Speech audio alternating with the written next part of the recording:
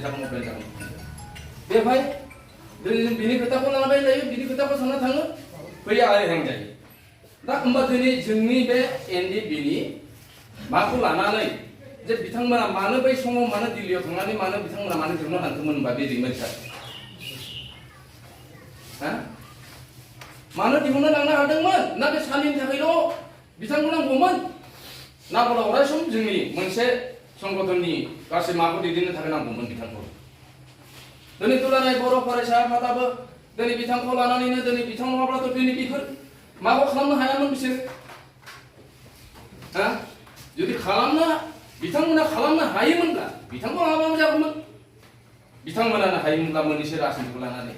दिनै बिथांमोना राजनितिखौ लानानै बिदि गेम गेलेबाय गेम गेलेनानै दिनै आरो दिनै 15-18 दिननि थाखाय बिथांखौ लांबाय लांनानै बिथांखौ सिगनेचार खालामहोबाय सिगनेचार खालामहोनानै आरो बेक आरो मानि होमबा बेफोरा सरकारि जिथुनाखि हाइ लेभेल हाइ कमान्ड दानायनि थाखाय जातिखौ जौगासार होनो थाखाय बुहुमाव सिनायथि होनो थाखाय बिथाङा जुदि मोनसे संगठन लानानै ओंखारनानै दिनै मोबिलाइज खालामनानै दिनै जातिनि मोजांनि थाखाय ओंखारदोंमोन बिथांमोना बेखौ सिन्था खालामाखैना बिथाङा जुदि ओंखारामोनब्ला बिथांमोना ओंखारग्रोदोंमोन ना बै समनि खोथाफोरखौ जोंहाबो गोसोआव दङ फरायसा आफादनि जिथुनाखि थांखिफोर माफोर बेखौ जोंहा गोसो नाथाय जों दा दुखु मोनदों दिनै मोनथाम एग्रिमेन्ट जालांबाय नैबे लास्ट एग्रिमेन्टआव दिनै बिथाङा मा जादों जोंनि बेखौ लानानै दिनै बिथांखौ सिगनेटारियाव लांबाय बेसेबां दिन लांदों 18 दिनमोन ना मा सारमोन ना 18 दिन ना 20 दिन बिदि लांदों बे 18 दिन 20 दिनखौ मानो नांगौ जाखो बिथांमोननो जुदि बिथांमोनानो जुदि खुद गावसोरनो जुदि सिरियालि हायोमोनब्ला बिथांमोनखौ लानानै आरो दिनै मानो जोंखौ बेहायनो आरो मानो बांद्राय खेला देखायनानै बेहायनो दिनैसिम सोनानै होनानै दिनै मानोथो जेबो बुंनो हायाखै दिनै 13 जन दङ रायजोफोर सोरबा मिथियाब्ला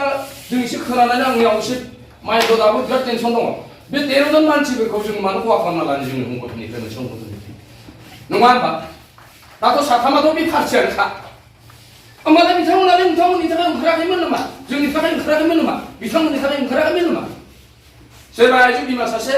सोरबा बियानाव सासे बा सोरबा फंबाय सासे बिथांमोननि गोजोननि थाखाय ओंखाराखैमोन नामा बिथांमोन जे बिथांमोननिबोथ' माबा मोनसे प्रसेस लानांगौ एनायखौ जोङो सुप्रिम कर्टआव थांनानै दिल्लीयाव थांनानै जेनेबा माबा मोनसे रायलायनाय माबा मोनसे बेबस्था गैया नामा दं होननानै बुङो नाथाय जों गुबुन डिस्ट्रिक्टनिखौ आं जेबो साना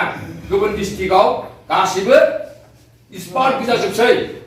ओरैजाय सोनाबनिफ्रा नाथाय सनितपुरा सांग्रां जा बेखौलाय आं डाइरेक्ट बुंनो लुबैदों आरो सनितपुरा सांग्रां जा सनितपुरखौ लानानै गासिबो बाजि गुथिखौ बिसोरो नांगौ बायदिखौ बिसोरो बुथुमजोबना लाखाजोब्बाय नाथाय गासै दा लास्ट एन्डिं पइन्ट सनितपुरा बे एन्डिं पइन्टआवबो सनितपुरा थाबथालांनो हागौ बेनि थाखायनो जोंनि बे जिथुनाखि दा सनितपुरनि जोंनि जा एसे दङ मावथिफोर बिथांमोना सांग्रां जा जोंखौ बिसोरो डाइनासर बायदि जोंनिफ्राय बख'जोबनानै लांजोबनानै दिनै जोंखौ बिसोरो मोसाबाय थाहोदों सनितपुरखौ बेनि थाखायनो आं बुंदों दा जों जा प्रसेस लादों बेफोरखौ जों ओरैबायदि स्ट्रंलि लानांगौ माने आंनि बायदिब्ला आरोना बिराद स्ट्रंलि जोङो बेखौ मा खालामनानै जों ट्राइ खालामनानै बेखौ जुजिबाय थानांगौ आरो जा बोराय सारनि खोथाखौ बुंदों बोराय सारनिखौथ' आं रायखांनोनो लुबैलिया खोनासंनो लुबैलिया आङो बेनिखौ बोरायनिखौ बेनि खोथाखौथ' आं बै समाव जों बे खैला जुलियाव आं थाफाब्ला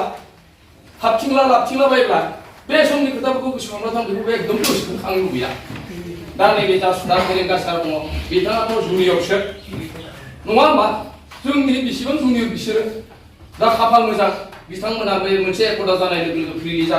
जानाय लोगो लोगो बिथांमोना मा मावनांगौ मावनाङा बिथांमोना मावनो हासिगौ दा खिन्थु नाथाय संगठनखौ दिनै बिदि नारथुनानै दोनथ'नो लुबैनो नाङा आरोना बेनि थाखायनो आं दिनै बुंनो लुबैदों जेसेबांनोखि दा बानाय दहाय बुंदों जे भेरिफाइ जानायफोर मा जानायफोर बेफोरखौबो किसुमान जोङो दा बेफोरखौ नाजानानै एसे सेस्था खालामनानै नायनांसिगौ गावखौ आरो बिथांमोना वार्ड होना दोनखादों जेसेबांखि भेरिफाइ जादों जों सासेबो गारनाङा होननानै बे हिसाबै बिथांमोना बुंना दोननाय हिसाबै बेफोर पइन्टफोरखौ जों दा लानानै जों लिग लानांगौ मोनसे लिग लानानै जोंनिखौ खालामनांगौ आरो दा राजनितिक फैदों राजनितिकनि गेजेरावबो जोङो मोनसे सनितपुरा राजनितिकआव मा जादों दा खाफाल मोजाङावसो एसे बोरैबा जोंना नैबेखिनिया एसे गोजोननाय फैनो हागौ रायजोफोर नोंथांमोन साननानै ला खाफाल मोजाङाव नैबे दा 2025 सनाव आरो मोनसे गेम गेलेनो फैनो हागौ बेहाय बै गेमावबो आरो जोंखौ नारथुमनानै बोरैबा दबाव फैसासो सानो हागौ माबायदि मोनदों आं सारमोना मिथिखायो बेखौ नङा होनबा जों दासो जेना धुबधुबनि आखाइनिफ्राय एसे गदेरदों बेनिखायनो सांग्रां जा गुबुननि खोथाफोरखौ लानानै जानला मोनला बाज्रुमलाबायनो नाङा आं बेखौसो खावलायनो लुबैदों जोंनि गासै बेहाय थानाय रायजोफोरखौ आरो गाग्लिलाबायोबा जोंनि खहा जागोन बोरैबा बाज्रुमलाबायोबा जोंनिनो खहा जागोन गतिके जों दा खहा जानायखौ दानुबै बेनिखायनो आङो बे जा नैबे मेन आंनि भेगा जादों नैबे दैमारि सारनि थाखाय जे जोङो बे नैबे 2025 नि सिगां बिथांमोनखौ नांगौबा खनले प्रेस होबाय थानांगौ आं बेखौ मानगोनां आफादगिरि सार आरो बे बोसोनगिरि सार जोंनि